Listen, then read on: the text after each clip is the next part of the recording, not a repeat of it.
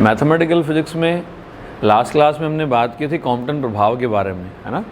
तो दो एक्सप्रेशन हमने उसमें कैलकुलेट किए थे। पहला एक्सप्रेशन था हमारे पास जो कॉम्पटन विस्थापन के लिए सूत्र था, lambda dash minus lambda equals to H upon M naught C, और इंटू वैल्यू थी 1 माइनस कॉस ऑफ फाई, है ना। हमने कहा था कि भाई Compton displacement depends upon the nature of scattering angle, है ना। जो स्कैटरिंग एंगल था सिर्फ और सिर्फ उस पर डिपेंड करेगा। फाई इक्वल्स टू अगर 0 होगा उस कंडीशन के अंदर फोटोन आएगा और बिना डेविएट हुए अपनी इनिशियल डायरेक्शन में ट्रैवल कर जाएगा। इसका मतलब कोई भी कॉम्पटन इफेक्ट अपने को दिखाई नहीं देगा, है ना। एक तो हमने ये डिफाइन किया था, इसको दिया था हमने इक्वेशन नंबर 2, और एक इक्वेशन और हमने निकाली थी जिसको हमने कहा था 1 upon nu dash minus value थी 1 upon nu equals to value थी एच अपॉन एम नॉट सी स्क्वायर, और इंटू वैल्यू थी 1 माइनस कॉस ऑफ फाई, है ना। ये दो इक्वेशंस हमने लास्ट क्लास में डिराइव कर ली थी, ठीक है। आज हमें दो चीज़ें निकालनी हैं। पहला पॉइंट हमें कैलकुलेट करना है कि जो इलेक्ट्रॉन हुआ, है ना, इस इलेक्ट्रॉन की डायरेक्शन, है ना, जिसको हम कहते हैं डायरेक्शन ऑफ रिकॉइल इलेक्ट्रॉन या प्रतिक्षिप्त इलेक्ट्रॉन की दिशा, है ना। Direction of recoil electron, direction of recoiled electron, ठीक है। देखो ये जो हमारे पास फैक्टर हमें कैलकुलेट करना है, ये सिंपली जो फंडामेंटल रूल है फिजिक्स का, कौन सा, कंजर्वेशन ऑफ लीनियर मोमेंटम, उस फंडामेंटल रूल को लगाकर हम क्या कर सकते हैं, इसको हम डिराइव कर सकते हैं। जैसे हमने कहा कि भाई यहाँ एक फोटोन था, उस फोटोन की एनर्जी हमने ली थी E1 इक्वल्स टू वैल्यू थी एच न्यू के बराबर, और मोमेंटम था P1 equals to H nu upon C के बराबर, है ना। दूसरा हमारे पास फोटोन था, उसका रेस्ट मास क्या, उसका मोमेंटम कितना था, 0 था, यानी हमने कहा था कि उसके लिए energy E2 equals to value थी एम नॉट सी स्क्वायर, और मोमेंटम जो था P2 इक्वल्स टू वैल्यू थी कितनी, 0 के बराबर। स्कैटर्ड फोटोन था, इसकी एनर्जी हमने कही E1 equals to H nu dash, और P1 dash equals to value थी H nu dash upon value आ गई सी, है ना। ये डायरेक्शन कौन सी आ गई, एक्स डायरेक्शन।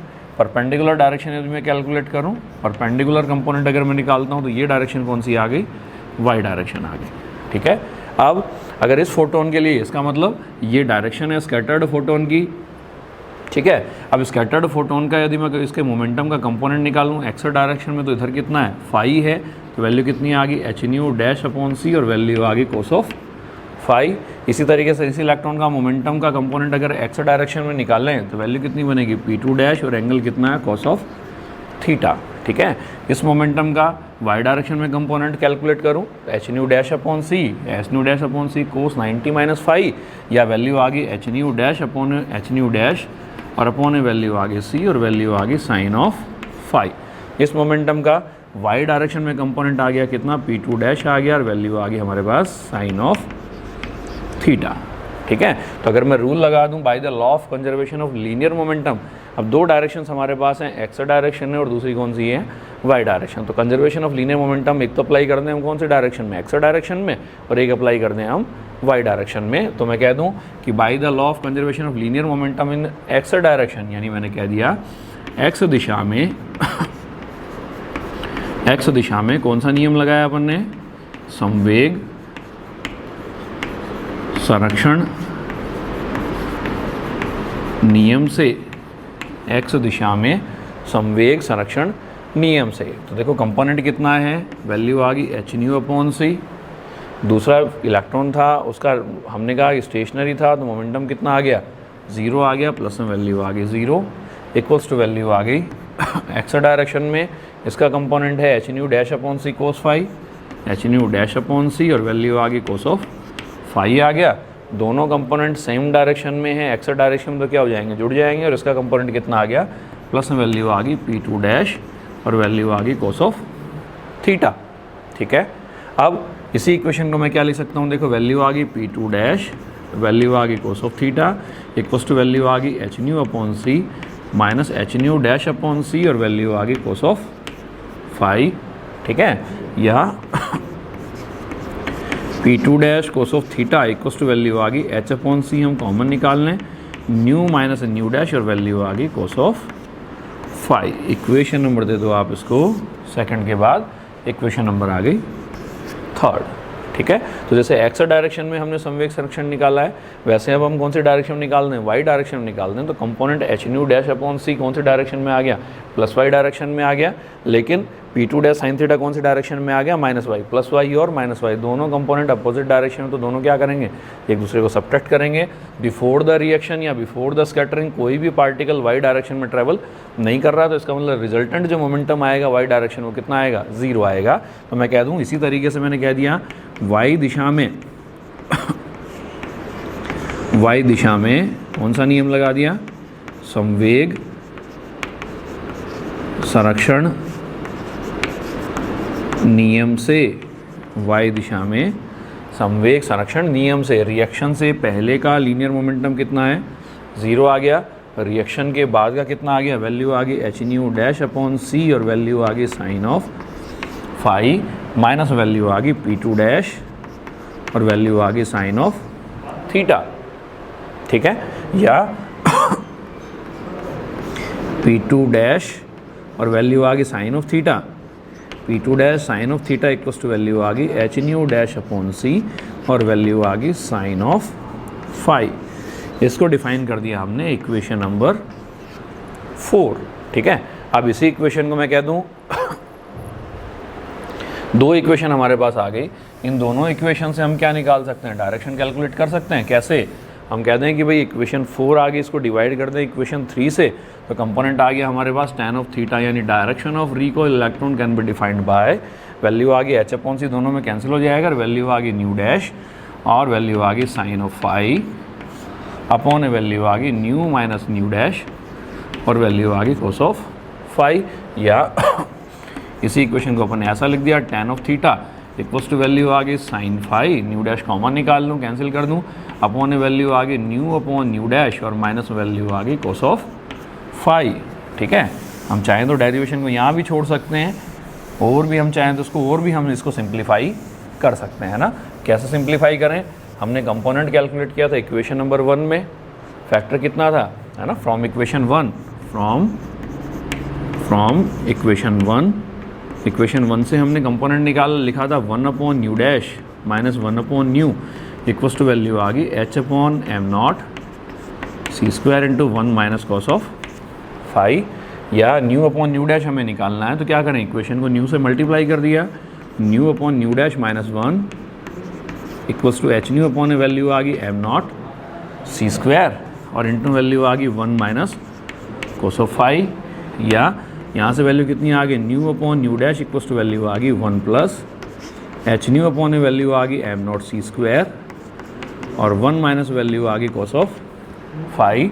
या nu upon nu dash equals to, मैंने इसको ऐसा लिख दिया, 1 प्लस में h nu upon M naught सी स्क्वायर को एक डिफाइन कर दिया मैंने किससे, अल्फ़ा से। इसका मतलब रिलेशन जो बना, रिलेशन कितना आ गया, देखो, nu upon nu dash equals to value आ गई 1 प्लस अल्फ़ा और इंटू वैल्यू आ गई 1 माइनस कोस ऑफ फाई के बराबर, है ना। यहाँ से इसी इक्वेशन को क्या लिख सकता हूँ, nu dash upon nu equals to value आ गई 1 अपॉन 1 प्लस अल्फ़ा और 1 माइनस कोस ऑफ फाई आ गया। लिख सकते हैं इस इक्वेशन को, इक्वेशन नंबर दे दें हम इसको, इक्वेशन 3 तक दिया था क्या अपन ने, इक्वेशन 3 के बाद इसको दे दिया अपन ने इक्वेशन नंबर 4 और इसको दे दिया अपन ने इक्वेशन नंबर 5। ठीक है, अब चाहें तो इसी इक्वेशन को हम और भी सोल्व कर सकते हैं। जैसे मैं इसमें 3 केस अब लगा सकता हूँ। मैं कह दूँ कि भाई अगर सपोज दैट, एक तो मैंने कह दिया phi equals to suppose that 0 है, फाई इक्वल्स टू 0 है, इसका मतलब कोस फाई कितना बना, 1 बना, 1 माइनस 1 कितना हो गया, 0 हो गया। इसका मतलब 1 अपॉन 1, इसका मतलब इस कंडीशन में nu dash equals to value कितनी आ गई, न्यू के बराबर आ गई, है ना। और अगर मैं कह दूं दूसरा केस में कह दूं phi equals to suppose that value कितनी है, 90 डिग्री है, 90 डिग्री है, तो इस condition nu dash equals to value आ गई न्यू अपॉन वैल्यू आ गई 1 प्लस अल्फ़ा। कोस 90 कितना बना, 0, 1 अपॉन 1 प्लस अल्फ़ा आ गया। और भी अगर मैं केस अगर मैं इसमें अप्लाई करना चाहूँ तो फाई इक्वल्स टू मैं कह दूँ 180 डिग्री है, 180 डिग्री है तो कितना बना, -1, तो 1 अपॉन 1 प्लस 2 अल्फ़ा आ गया। That means nu dash equals to value आ गई न्यू अपॉन वैल्यू आ गई 1 प्लस ट्वाइस ऑफ अल्फ़ा आ गया। ठीक है, इसका मतलब फ्रीक्वेंसी न्यू डैश की जो वैल्यू है वो मिनिमम देखो कौन से केस में होगी, जैसे जैसे एंगल हमारे पास बढ़ रहा है मिनिमम ये वाली क्वांटिटी सबसे ज़्यादा होगी, सबसे ज़्यादा होगी। इसका मतलब इस कंडीशन में न्यू डैश की वैल्यू कैसी आएगी, मिनिमम आएगी। न्यू डैश की वैल्यू मिनिमम है, यानी हम कह रहे हैं न्यू डैश की वैल्यू अगर मिनिमम है तो इस केस में एच न्यू डैश है वो भी हमारे पास कैसा आएगा, इसके कोरस्पॉन्डिंग मिनिमम वैल्यू ही हम कैलकुलेट कर सकते हैं। तो हमारे पास फैक्टर आ गया nu dash by nu equals to 1/1 plus alpha into 1 minus cos of phi. इस इक्वेशन 5 को पुट कर दें हम किस में, इक्वेशन नंबर 4 में पुट कर दें, है ना। इक्वेशन नंबर 4 में पुट कर दें तो रिजल्ट कैसा बन गया, रिजल्ट आ गया tan of theta equals to value आ गई sine phi upon nu dash है तो वैल्यू आ गई 1 प्लस अल्फ़ा इंटू वैल्यू आ गई 1 माइनस कोस ऑफ फाई और माइनस वैल्यू आ गई कोस ऑफ फाई, या यही फैक्टर कितना बना tan of theta equals to value आ गई साइन फाई अपॉन वैल्यू आ गई, कॉमन निकालना है, इसको लिख दिया मैंने 1 माइनस कोस फाई को एक साथ ले लिया और प्लस में वैल्यू आ गई अल्फ़ा और इंटू वैल्यू आ गई 1 माइनस कोस फाई, या इसी फैक्टर को क्या कह दूँ tan of theta equals to value आ गई साइन फाई अपॉन वैल्यू आ गई 1 माइनस कोस फाई और वैल्यू आ गई 1 प्लस में वैल्यू आ गई अल्फ़ा। वही फाई की वैल्यू रखकर हम इसको दोबारा सॉल्व कर सकते हैं, ठीक है। तो ये हमारे पास मेंशन करता है किसको, डायरेक्शन ऑफ रिकॉइल इलेक्ट्रॉन को, ठीक है। दूसरा फैक्टर हमें इसमें कैलकुलेट करना है कि kinetic energy of electron, kinetic energy of electron. तो जिस तरीके से हमने डायरेक्शन ऑफ रिकॉइल्ड इलेक्ट्रॉन हमने कंजर्वेशन ऑफ लीनियर मोमेंटम से कैलकुलेट किया, तो उसी तरीके से kinetic energy of recoiled electron हम किससे कैलकुलेट कर सकते हैं, कंजर्वेशन ऑफ एनर्जी से हम कैलकुलेट कर सकते हैं ना। हमने कहा कि भाई एक फोटोन आया, उस फोटोन की एनर्जी इतनी ज़्यादा थी कि उसके कोरस्पॉन्डिंग जो इलेक्ट्रॉन था उस इलेक्ट्रॉन को हमने कैसा मान लिया, स्टेशनरी मान लिया, है ना, स्थिर मान लिया, ठीक है। इसका मतलब फोटोन आया, उसने अपनी एनर्जी का कुछ पार्ट क्या कर दिया, इलेक्ट्रॉन को ट्रांसफ़र कर दिया, इलेक्ट्रॉन को ट्रांसफ़र करके अपनी इनिशियल डायरेक्शन से फाई एंगल के ऊपर स्कैटर हो गया। तो सीधी सी बात है कि law of conservation of energy हमारे पास अब इसका मतलब क्या हुआ, जैसे दो तरह के कॉलिजन हम पढ़ते हैं, एक तो हम कहते हैं इलास्टिक कॉलिजन और एक हम कहते हैं इन इलास्टिक कॉलिजन। अगर इलास्टिक कॉलिजन है तो इलास्टिक कॉलिजन में law of conservation of linear momentum and law of conservation of kinetic energy दोनों कैसे रहेंगे, वैलिड रहेंगे। तो जो कॉलिजन है कॉम्पटन स्कैटरिंग में इंपॉर्टेंट पॉइंट है कॉम्पिटिटिव एग्जाम के हिसाब से कि the nature of collision in Compton scattering should be of elastic nature, है ना। तो इसलिए कंजर्वेशन ऑफ काइनेटिक एनर्जी है वो हमेशा कैसी रहेगी, वैलिड रहेगी। तो मैं क्या कह दूँ कि रिएक्शन से पहले काइनेटिक एनर्जी कितनी थी, एच न्यू के बराबर फोटोन है, फोटोन का रेस्ट मास कितना है, 0 है। इसका मतलब टोटल एनर्जी किसकी फॉर्मेट में है, काइनेटिक एनर्जी की टर्म में, ठीक है। और रिएक्शन के बाद स्कैटर्ड फोटोन की एनर्जी कितनी होगी, एच न्यू डैश। और मैं कह दूं कि भाई जो हमारे पास इलेक्ट्रॉन था, इलेक्ट्रॉन की काइनेटिक एनर्जी मैंने कह दी कितनी है कि जो रिएक्शन से पहले जो इलेक्ट्रॉन था स्टेशनरी स्टेट में माना, स्टेशनरी है तो उसकी काइनेटिक एनर्जी कितनी है, 0 है। तो दैट मीन्स के इक्वल्स टू वैल्यू आ गई एच न्यू माइनस वैल्यू आ गई एच न्यू डैश, के इक्वल्स टू वैल्यू आ गई एच न्यू और 1 माइनस वैल्यू आ गई न्यू डैश अपॉन वैल्यू आ गई न्यू। तो यहाँ मैं क्या कह दूँ, के इक्वल्स टू फैक्टर कितना बना, वैल्यू आ गई एच न्यू और अपन ने फैक्टर निकाला था थोड़ी देर पहले, हमने कहा था न्यू अपॉन न्यू डैश की वैल्यू थी 1 प्लस में वैल्यू थी कितना था, अल्फ़ा इंटू वैल्यू थी 1 माइनस वैल्यू आ गई कोस ऑफ फाई। इसका मतलब न्यू डैश अपॉन न्यू की जो वैल्यू है वो कितनी आ गई, 1 प्लस अल्फ़ा और इंटू वैल्यू आ गई 1 माइनस कोस ऑफ फाई, ठीक है। तो वैल्यू पुट करें 1 माइनस और वैल्यू कितनी बनी, new dash upon new, new upon nu dash, ये 1 अपॉन में आएगी ना वैल्यू, ये वैल्यू आएगी 1 अपॉन में, है ना। इक्वल्स टू वैल्यू आ गई 1 upon 1 plus alpha into 1 minus cos phi, 1 upon value आ गई 1 प्लस अल्फ़ा और इंटू वैल्यू आ गई 1 माइनस कोस ऑफ फाई, या K upon h nu equals to कितना लिख सकता हूँ मैं, वैल्यू आ गई कितना, 1 प्लस में वैल्यू आ गई अल्फ़ा और इंटू वैल्यू आ गई 1 minus cos of phi upon value आ गई 1 plus alpha into 1 minus cos of phi with minus 1 से 1 कैंसिल हो गया।